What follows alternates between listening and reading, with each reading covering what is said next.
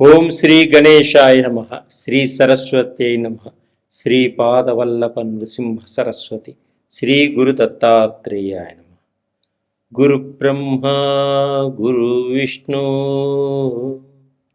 గురుదేవో మహేశ్వర గురు సాక్షాత్ పరబ్రహ్మ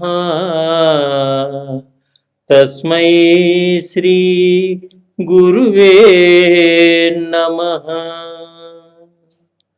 వక్రతుండ మహాకాయ కోటి సూర్య సమప్రభ నిర్విఘ్నం కురు మే దేవ సర్వకార్యేషు సర్వదా సర్వకార్యేషు సర్వదా. ఓం అసాధ్య సాధక స్వామి అసాధ్యం తం కిం వద రామదూత కృపా సింధు మత్కార్యం సాధేన ప్రభో. ప్రేక్షక మహాశైలందరికీ నమస్కారములు. శ్రావణ మాసంలో ద్వాదశ రాశులకి ఏ విధంగా ఉంటుంది, ద్వాదశ రాశుల వారు ఎటువంటి పరిహారాలు చేసుకోవాలి, ఈ ద్వాదశ రాశుల వారు ఈ మహాలక్ష్మి అమ్మవారిని ఏ విధంగా పూజించుకుంటే మనకి ఆర్థిక పరిస్థితిని బాగుంటుంది, ఆర్థిక పరంగా ఎదగగలుగుతారు, ఉద్యోగం లేని వాళ్ళు ఉద్యోగపరంగా ఏ విధంగా ముందుకు సాగగలుగుతారు, విద్యలో ఎలా రాణించగలుగుతారు, కుటుంబంలో అందరూ ఎలా సఖ్యతగా ఉండాలంటే ఆ అమ్మని ఎలా పూజించాలి అనే విషయాలను మనం ఇప్పుడు తెలుసుకుందాం. ముందుగా మేషరాశి వారు ఈ శ్రావణ మాసంలో ఏ విధంగా ఉంటుంది, ఈ శ్రావణ మాసంలో వారు ఏ తల్లిని పూజ చేయాలి, వారికి ఎలా ఉంటుంది. మేషరాశి శ్రావణ మాసంలో మేషరాశి వారికి ఏ విధంగా ఉంటుంది అంటే ఈ ఆగస్టు మాసంలో మేషరాశి వారికి వృత్తిపరంగా ఏ విధంగా ఉంటుంది, ఆరోగ్యపరంగా ఏ విధంగా ఉంటుంది, కుటుంబ పరంగా ఏ విధంగా ఉంటుంది, తర్వాత వివాహంగాని స్త్రీలకు ఏ విధంగా ఉంటుంది, విద్యారంగంలో విద్యార్థులకు ఏ విధంగా ఉంటుంది, విదేశీయానం అంటే విదేశాలకు వెళ్ళాలి అనుకునే వారికి ఏ విధంగా ఉంటుంది. వీటన్నిటి గురించి ఇప్పుడు మనం తెలుసుకుందాం, క్లుప్తంగా తెలుసుకుందాం. మేషరాశి వారికి ఈ శ్రావణ మాసంలో చాలా బాగుంది. అన్ని గ్రహాలు అనుకూలంగా ఉన్నాయి, అన్ని విధాలుగా బాగుంది. వారు ఏ పని చేపట్టినా కూడా విజయాన్ని సాధిస్తూ ముందుకు వెళ్ళగలుగుతారు.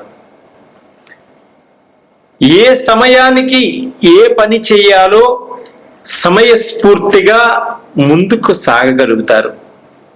వీరు పట్టిందల్లా బంగారంగా ఉంటుంది.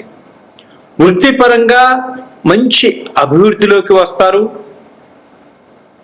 ఉన్నత పరంగా మంచిగా రాణించగలుగుతారు.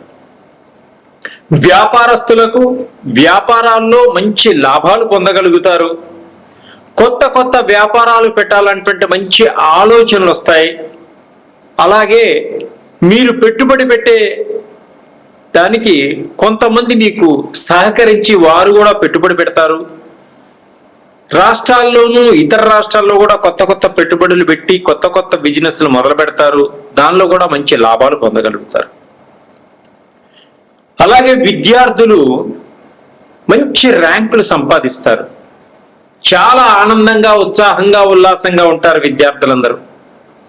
విదేశాలకు వెళ్ళాలి, విదేశాల్లో యూనివర్సిటీల్లో సీటు సంపాదించాలి అనే కష్టపడ్డ కష్టం తప్పకుండా మంచి ఫలితం ఉంటుంది. వాళ్ళకి తప్పకుండా సీటు సంపాదించుకోగలుగుతారు. జన్మనిచ్చిన తల్లిదండ్రులకు మంచి పేరు ప్రఖ్యాతలు సంపాదించి పెడతారు విద్యార్థులు. ఉద్యోగస్తులు గవర్నమెంట్ ఉద్యోగంలో ఉన్న వారికి పై అధికారులందరూ సహకరిస్తారు.